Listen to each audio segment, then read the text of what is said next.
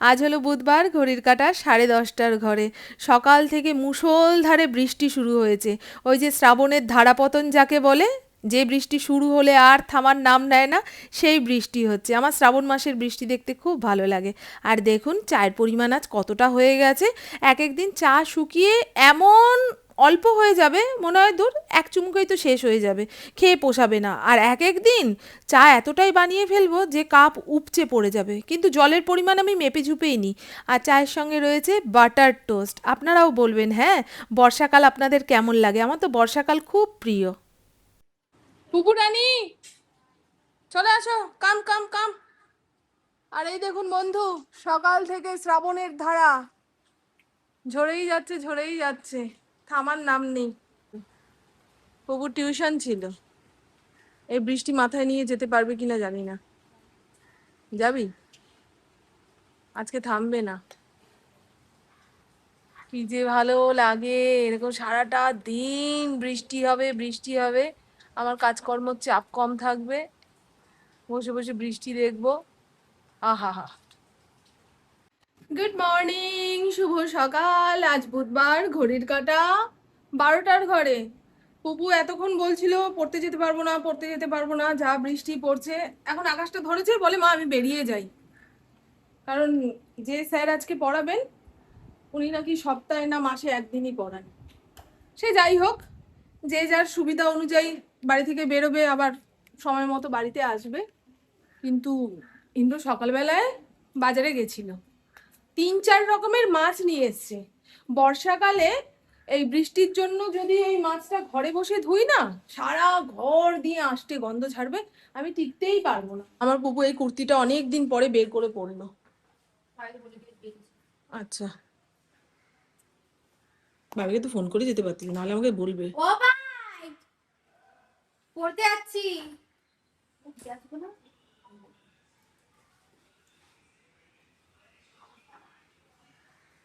ও মা, দেখেছেন কি কাদা কাদা কাদা কাদা? এইখানে পাপোশটা দিয়েছি, প্রত্যেক দিন এই জায়গার পাপোশটা পাল্টে না দিলে বাইরের জল কাদা বালি সব সিঁড়ি দিয়ে উঠবে। হুম, তবে এটা স্লিপ করে। দাদাদের বলেছে একটু সাবধানে পা দিও পাপোশের ওপরে। আর বাজারের ব্যাগ পরে ঘেটে ঘুটে দেখাচ্ছি।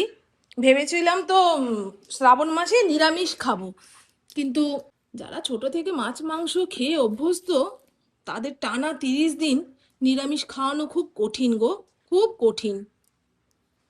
বলে মাছ মাংস খেতে পাচ্ছি না, মন খারাপ হয়ে যাচ্ছে, ভাল লাগছে না, রাস্তাঘাটে গেলে মনে থাকছে না, খেয়ে নিচ্ছি। তখন মনে হচ্ছে মা তো ঘরে নিরামিষ খাওয়াচ্ছে, আমি বাইরে বেরিয়ে এই পেঁয়াজ রসুনের জিনিস খেলাম, কি পাপ করলাম। বুঝছেন? ইন্দ্র বলে ছাড়ো, শ্রাবণ মাসের ওই সোমবার দিনগুলোতে নিরামিষ খেও, তাতেই ভগবান বুঝবে যে ভগবানের প্রতি আমাদের ভক্তি আছে। ঠিক আছে। আচ্ছা, আমাদের এই পাখাগুলো একটুখানি পরিষ্কার করে দেবেন, হ্যাঁ দাদা? হ্যাঁ, সময় নিয়ে পরিষ্কার করে দেবেন, খুব তেলকালি পড়েছে। আচ্ছা, আপনাদের যখন সুবিধা হবে তখনই করবেন, সমস্যা নাই। বাবা 2-3 রকমের আলু এনেছে, দেখো ছোট আলু এনেছে, বড় আলু এনেছে। আমি এই বৃষ্টি থামার অপেক্ষা করছি। বৃষ্টি না থামলে ওইখানে বসে মাছ ধুতে পারবো না। বৃষ্টির জল মাথায় পড়লে না হুড় হুড় করে চুল উঠবে, এমনিই কি চুল উঠছে। তা যদি বৃষ্টি না কমে, বাইরে গিয়ে মাছ ধুতে না পারলে আজকে যেই মাছটা খাবো সেইটা খালি ঘরে ধুয়ে রান্না করে নেবো। আর বাদ বাকিগুলো আধুয়াই ফ্রিজে তুলে রাখি। কি করবো, প্রত্যেকদিন তো একই রকম ভাবে কাজ করতে পারবো না, না? ছাদ গুলিয়ে দেবো? কি করুন অবস্থা আমার প্রভু। বলে সোনা আমাকে একটু ছাতু গুলিয়ে দেবে, খিদা পেয়েছে গো। দিচ্ছি, দাদা বসো। দেবো দেবো বেটা নেই দেবো। পচে যাচ্ছে গো, এত আলু আনবে না। বললাম পরে 50 টাকা নিও। পাগল নাকি? ওরা তো বাজারে রাখতে রাখতে পচিয়ে ফেলবে, যে নিয়ে যান দাদা আপনার ঘরে বসে পচুক, টাকাটা তো পেয়ে গেলাম। ওদের চালাকি বোঝো না? ব্যবসাদার মানুষের ব্যবসাদারের চালাকি বোঝো না কি গো? আরো যে ছিল প্যাকেট ফুকেট দেবো, আরো প্যাকেট। অঝোর ধারায় বৃষ্টি পড়ে যাচ্ছে, এটাই তো শ্রাবণের বৃষ্টি, ধারা পতন। ঝিরঝির করে হয়েই যাবে হয়েই যাবে। আর যত ঝিরঝিরানি বৃষ্টি হবে তত ইলিশ মাছের আমদানি বাড়বে, বাজারে ইলিশ মাছ উঠবে। প্রকৃতির সঙ্গে আমাদের খাওয়া দাওয়া সব কিছুর যোগ সাজস রয়েছে, তাই না? এটা কালকে মেলেছিলাম, হাফ শুকিয়েছিল, এই দেখো তুলতে ভুলে গেছি, ঘরেই শুকাতে হবে গো। আমি বলি এখন আর রঙ্গিলার বান্ধবী মহিলা কেউ খেতে আসছে না, পাগল হয়ে গেছে গো। খাচ্ছে দাচ্ছে, নিজেদের মধ্যে মারপিট করে রক্তারক্তি কাণ্ড করছে। অচেনা মিস্ত্রি দাদারা কাজ করছে, যদি কাউকে কামড়ে দেয়। এর আগে যখন আমাদের ওই পাশের দেওয়াল ভেঙে গেট বার করা হলো, যে মিস্ত্রি দাদা কাজ করছিল তাকে তো কামড় দিয়ে দিয়েছিল। তারপরে ওষুধের দোকান থেকে কতখানা ইঞ্জেকশন নিতে হয়, সেই ইঞ্জেকশনের ব্যবস্থা ইন্দ্রই করে দিল। সেটা বড় কথা নয়, এই খেটে খাওয়া মানুষদের 2 দিন কাজ বন্ধ গেলেই মনে হয় অনেকটা ক্ষতি, তাই না? মোচাটা 2-3টে সিটি পড়ুক, তারপরে চটকে নিয়ে রান্না করব। এই দেখুন এখন বৃষ্টিটা ধরেছে, তবে একেবারে থেমে যায়নি, টিপটিপ করে হচ্ছে কিন্তু। ক্যামেরায় বোঝা না গেলেও আমি যে বলছি সেটাতে বিশ্বাস করুন। ওঠ ওঠ, ঘরে এত জায়গা থাকে তো এখানে ভেজা জায়গায় এসে শুলো, চল ওঠ ওঠ ওঠ ওঠ, ঘরে গেছো। এই বৃষ্টির জল গায়ে পায়ে লাগলে ঘা হয়ে যাবে, তখন আরেক অশান্তি। কত ভালোবাসে গো, দেখো ঘরে এত জায়গা থাকতে এই জায়গাটা পুরো ভিজে চুপচুপা হয়ে গেছে, এখানে এসে শুয়ে থাকলো। বোয়াল এনেছে 4 পিস। এখানে কি আছে, এই যে কাটা পোনা এনেছে। আর কি, আরেকটা মাছ এনেছে বললো, ডিম, মাছের ডিম। ও এর মধ্যে ঢালি, হ্যাঁ। এই যে কাজুরি মাছ, এই মাছ সব সময় পাওয়া যায় না, মাঝে মধ্যে বাজারে ওঠে। সুন্দর করে রান্না করলে দারুণ লাগে। পুপু খাবে না, এই মাছ খায় না, খেতে চায় না। বর্ষাকাল তো মাছেরই সময়, শ্রাবণ মাস হিসাব করে যদি নিরামিষ খাওয়া ধরি তাহলে কত মাছ না খাওয়া থেকে যাবে। এই টাইমেই তো ইলিশ মাছ ওঠে, তাই না? বাঙালির প্রিয় ইলিশ। একবার শ্রাবণ মাসে নিরামিষ খাওয়া ধরেছিলাম, সে বছর আর ইলিশ মাছ খেতে পারিনি। বাবা সারা বছর ভর কথা শুনিয়েছে, তোমার জন্য ইলিশ খেলাম না, তোমার জন্য ইলিশ খেলাম না। ইন্দ্র যে খেতে খুব ভালোবাসে তা নয়, ওই যে হাতে ধরে আনতে পারেনি, ওই শোক কিছুতেই ভুলতে পারছে না। হ্যাঁ, নিরামিষ খাওয়ার কি আছে, ভগবান কি বলে নাকি নিরামিষ খেতে? আরে ভগবানের জন্য না, এই শ্রাবণ মাসে না মানুষের শরীরে ওই আয়ুর্বেদ অনুসারে যে 3টে দোষ সেটা বেড়ে যায়, বাত পিত্ত কফ, অম্বল, সর্দি কাশি, এগুলোর প্রবণতা বাড়ে। তা একটু নিরামিষ খাওয়া দাওয়া করলে সেই সমস্ত থেকে শরীরকে বাঁচানো যায়। সেই কারণে ভগবানের দোহাই দিয়ে শরীর বাঁচানোর জন্য মানুষ ওই কয়েকটা মাস নিরামিষ খায়। শ্রাবণ মাস, বৈশাখ মাস, কার্তিক মাস, মাঘ মাস, এগুলো হচ্ছে ভগবানের মাস।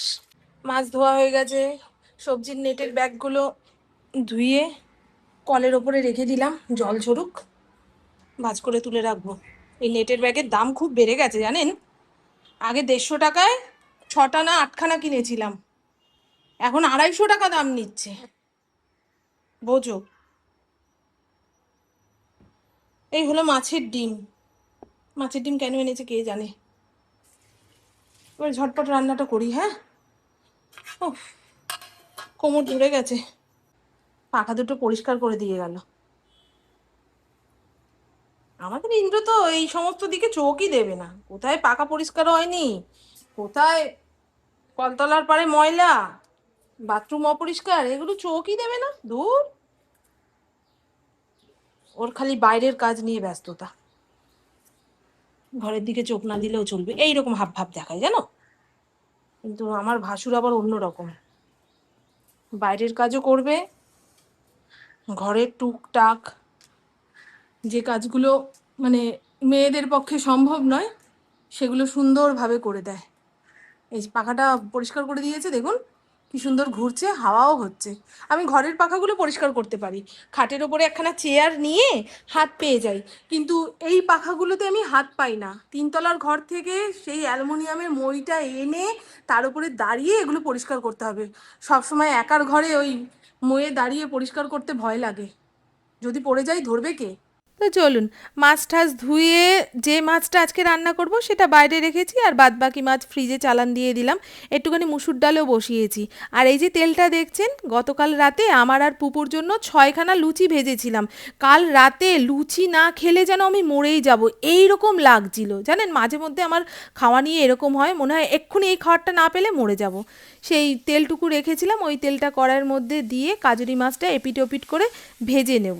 অনেকে এই কাজুরি মাছ না ভেজেই রান্না করে, আমার মা যেমন এই মাছের মধ্যে মশলাপাতি মাখিয়ে সুন্দর করে রান্না করে। কাজুরি মাছ প্রথমত ভাজতে গেলে ভেঙে যাওয়ার ভয় থাকে, আর বেশি ভাজা হয়ে গেলে একদম ছাবড়া ছাবড়া হয়ে যায়, মানে একদম সূক্ষ্ম মাছ তো সেই জন্য। তবে আমি একটু ভেজে নিচ্ছি, যদি নাকে আষ্টে গন্ধ লাগে সেই কারণে। তা মাছটা ভেজে তুলে নিলাম, ওই মাছ ভাজার তেল একটুখানি কড়াইয়ের মধ্যে ছিল, তার মধ্যে আরেকটুখানি তেল মিশিয়ে গোটা শুকনো লঙ্কা আর কালো জিরা ফোড়ন দিয়েছি। আর এই মশলার মধ্যে রয়েছে একটা গোটা টমেটো, কাঁচা লঙ্কা, জিরের গুঁড়ো, হলুদ গুঁড়ো, লঙ্কার গুঁড়ো সমস্ত দিয়ে ভালো করে বেটে নিয়েছি। আদা বাটা দিইনি কিন্তু, এই মাছে আদা বাটা না দিলেও চলে। কারেন্ট চলে গেছে বাবা, পাখা বন্ধ হয়ে গেছে, ঘুম ভেঙে গেল, রান্নাঘরে এসে খোঁজ নিচ্ছে, মা কারেন্ট চলে গেছে, কখন খেতে দেবে। আর একটু আগেই লোডশেডিং হয়ে গেছিলো জানেন। আমার বাড়ি ঘরদোর এমনি ত্রিপল দিয়ে ঢেকে অন্ধকার করে রেখেছি, তার উপরে লোডশেডিং হয়ে গেলে দেওয়ালে দেওয়ালে যেন ধাক্কা খাচ্ছি, এরকম অবস্থা। ফড়িং ছুটে এসছে, পাখা বন্ধ হয়ে গেছে না সেই কারণে। আর আমার তো ইলেকট্রিক কেটলিটাও নষ্ট হয়ে গেছে, সেই জন্য ঝোল তরকারিতে আর গরম জল দিতে পারছি না, ঠান্ডা জল দিয়েছি বলে ভালো করে ফুটিয়ে নিলাম। এবারে এই ভেজে রাখা মাছটা দিয়ে টকবক করে ফুটিয়ে নামানোর আগে ধনেপাতা দেবো। ও, এই মাছের ঝোলের মধ্যে একটুখানি আলুও দিয়েছিলাম, সেটা আপনাদের আর দেখাতে পারিনি। তো চলুন বন্ধু, আমার রান্না বান্না কমপ্লিট। রান্নার পরে যে বাসন কোসনগুলো পড়েছিল সেগুলোকে ধুয়ে গামলার উপর দিয়ে দিয়েছি, সুজাতা বাসন মাজতে আসবে। আর সমস্ত বোতল ভরে বালতিতে রেখেছি, বালতিটা ঘরে নিয়ে গিয়ে রাখবো, নাহলে যত বাড়ি ভাঙার ধুলো আছে বোতলের গায়ে এসে আটকাচ্ছে, পরে ওই বোতল খুলে জল খেতে ঘেন্না পাচ্ছি। আর এই হলো পাতলা করে মুসুর ডাল। আর টমেটোর কি অবস্থা হয়েছে বলুন তো, যতই টকবক করে ফোটাচ্ছি না কেন টমেটো মোটে সেদ্ধ হয় না। ধনেপাতা টমেটো দিয়ে ডাল করেছি। আর এই হলো কাজুরি মাছ, বললাম না মাছের মধ্যে একটুখানি আলু দিয়েছি। এই দেখুন, একটুখানি আলু ঠালু না দিলে মনে হয় কি শুধু মাছ আর ঝোল দিয়ে কেমনভাবে খাওয়া হবে। ইন্দ্র না একটুখানি ঝোল তরকারির মধ্যে আলু খোঁজে, ওই জন্য দিলাম। দেখুন তো কালারটা কেমন এসছে, একটুখানি কাশ্মীরি রেড চিলি পাউডার দিয়েছি। এইভাবে কাজুরি মাছ রান্না করে খেয়ে দেখবেন, দারুণ লাগে। আর এই হলো মোচা ঘন্ট। আগের দিন রাতে ওই টিভিতে লক আপ হয়, নেটফ্লিক্সে লক আপ শোটা আমি দেখি, প্রত্যেক দিন দেখি, ওটা না দেখলে মনে আমার ঘুম হবে না। ওটা দেখতে দেখতে মোচাটা ছাড়িয়ে রেখেছিলাম, আজকে দেখি কালো কালো হয়ে গেছে, 2 দিন রাখলেই ফেলানি যেত। যা মোচাটাকে একটুখানি আলু আর ছোলা দিয়ে করে রেখেছি, একটুখানি বেশি করে ঘি গরম মশলা দিয়েছি। পুপু তো কাজুরি মাছের ঝোল খাবে না, তা 4 টুকরো কাজুরি মাছ ওর জন্য ভেজে রেখেছি, আর একটা কাটাপোনা মাছ ভেজেছি। জানি না মাছের ঝোলের মাছ খেতে গেলে নাকি ওর নাকে আষ্টে গন্ধ লাগে, কি বলবো বলুন তো, অথচ ভাজা মাছটা খাবে।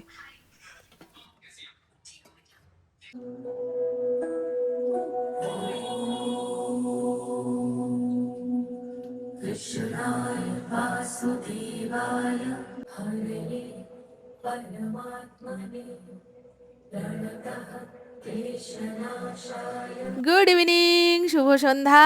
ঘড়ির কাঁটা 6:30 ঘরে। আজ দুপুরে খেয়ে দিয়ে একটুখানি শুয়েছিলাম, ঘুমাবো কি, পুপু টিউশনে গেছে, সময় মতো ফিরছে না, ওকে ফোন করেছিলাম, বলে মা একটু আসতে দেরি হবে। তা সেই কারণে আর ঘুমাতে পারলাম না। এখন শরীরটা কেমন ম্যাজ ম্যাজ করছে, মনে হয় জ্বর আসবে, এত বৃষ্টি হচ্ছে না সকাল থেকে, সেই কারণে হয়তো। 8:30 থেকে আমার যোগব্যায়ামের ক্লাস আছে, আজকে যেতে পারবো না মনে হয়। তো ধূপ ধুনো দিচ্ছি, আর এই ধূপ কাপগুলো না বৃষ্টিতে একটু সেতিয়ে গেছে, ভালোভাবে ধরিয়ে না দিলে কিছুক্ষণ পরেই নিভে যায়। তা বেশি করে ধুনো, লোবান, কর্পূর দিয়ে জ্বালিয়ে দিলাম, এর মধ্যেই সব কিছু থাকে, হাতের সামনে নিয়ে নিলেই ব্যাস সন্ধে পুজো দেওয়া হয়ে যায়। আর এই বাতিটা প্রত্যেক দিন দুয়ারের সামনে দিই, তা রোজ মাজি না, শনিবার আর সোমবার সুন্দর করে মেজে ঘষে দুয়ারের সামনে দিই। তুমি বলো না, আমি কেটে দেবো কথা। What do you mean?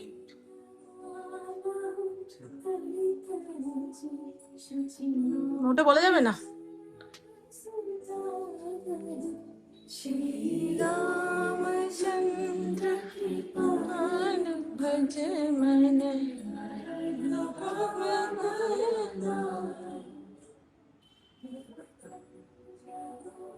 এ আজকে বাড়িতে খাইনি, টিউশন থেকে ফেরার পথে বন্ধুদের সঙ্গে স্যারদের খুব ভালো স্যার খাইতে ওর টিউশন ব্যাচে স্যার খাইয়েছে, যেই খাওয়া খাইয়েছে তাতে পেট ভরেনি, আবার বন্ধুর সঙ্গে বসে বিরিয়ানি খেয়েছে। স্যার আজকে আমার চ্যানেলটাকে দেখিয়েছি স্যারকে, তাই ও দেখে না। দেখ, ব্লগার মায়ের সন্তান হলে কত সমস্যা, হ্যাঁ, এই বলা যাবে না, সেই বলা যাবে না, এ তোমার ভিডিও দেখে, সে তোমার ভিডিও দেখে, কত লুকাছুপি। এই আমার বরেরও তাই, ভিডিওতে এটা বলো না, সেটা বলো না, এ তোমার ভিডিও দেখে, সে তোমার ভিডিও দেখে, এই করে অর্ধেক কথা কাটা, বুঝলো, বলে প্রাইভেসি রাখতে হবে।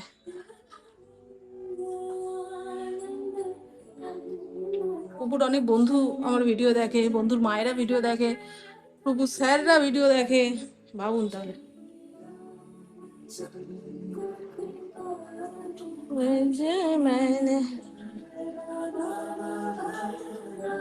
নিচের ঘরে ধূপ ধুনো তো দেখানো হয়ে গেছে। 2-3 বছর আগে আমি এই নিচের ঘরে ধূপ ধুনো কিচ্ছু দেখাতাম না। ইন্দ্র যেহেতু ঠাকুর ঘরে ধূপ ধুনো দেখায়, সন্ধে পুজো দেয়, আমি আবার নিচের ঘরে কি এই সমস্ত জ্বালাবো, হ্যাঁ। তখন দেখতাম এই সন্ধ্যের টাইমে আমার মন কি ভারী হয়ে যেত, নেগেটিভ চিন্তা আসতো, মনে হতো আমি তো একা, আমার কিছু হয়ে গেলে আগে পিছে কান্নাকাটি করার মতন কেউ নেই, আমি নিঃস্ব, এই ধরনের চিন্তা আসতো। তারপরে যখন নিচের ঘরে এই ধূপ ধুনো লোবান জ্বালাতে শুরু করলাম, সন্ধে হলে ঠাকুরের গান শুনতে শুরু করলাম, এখন মন খুব শান্ত থাকে জানেন। তাই মনের মধ্যে যখনই নেগেটিভ চিন্তা আসবে আপনি কন্ট্রোল করতে পারবেন না, চাইলেও পারবেন না, আবার মনটা হঠাৎ করে ভারী হয়ে যাবে, কি কারণে ভারী হচ্ছে বুঝতে পারবেন না, তখন ভগবানের সঙ্গে নিজেকে একটুখানি জুড়ে নেবেন, দেখবেন